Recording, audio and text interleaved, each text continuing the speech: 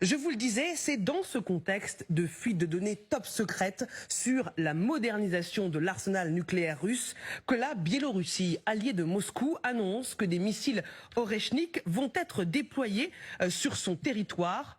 Poutine passe désormais à l'acte après l'avoir annoncé en décembre dernier. Je pense que le déploiement de complexes tels que l'Oreshnik sur le territoire de la République du Bélarus est possible.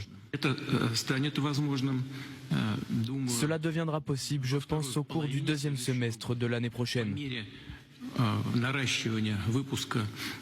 Cédric, vous nous avez rejoint. Que sait-on sur ces missiles Oreshnik qui vont être déployés sur le territoire d'un allié de Poutine, la Biélorussie ? Ah oui, on a d'abord cette annonce d'un responsable biélorusse. Regardez, Alexandre Volfovitch, secrétaire d'État du Conseil de sécurité. Voici ce qu'il nous dit. D'ici la fin de l'année, je pense que la décision concernant le déploiement d'Oreshnik convenue par nos chefs d'État sera effective. Il ajoute que les emplacements en Biélorussie ont été finalisés. Les préparatifs, dit-il, se déroulent comme prévu. Eh bien, en décembre dernier, on vient de l'entendre, avec la signature de ce traité de paix entre Vladimir Poutine et Alexandre Loukachenko, le président biélorusse, qui avait demandé à son homologue russe de lui fournir justement ces missiles Oreshnik, et il avait obtenu donc un premier engagement qui serait donc aujourd'hui sur le point de se concrétiser.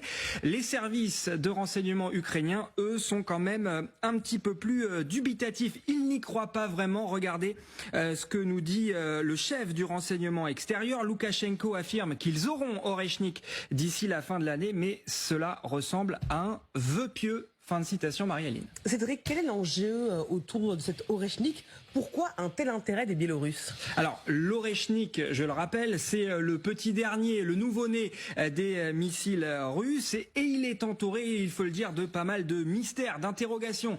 Il est apparu, souvenez-vous, pour la première fois le 21 novembre dernier, lancé par la Russie sur l'Ukraine, sur la ville de Dnipro.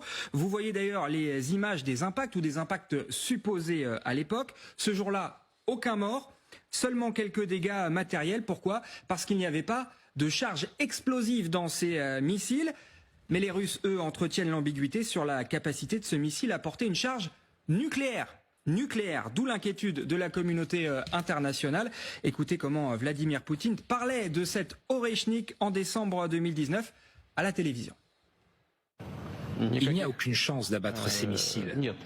Et si les experts occidentaux pensent qu'Oreshnik peut être abattu, nous leur proposons, ainsi qu'aux pays comme les États-Unis qui les paient pour leurs analyses, de mener une sorte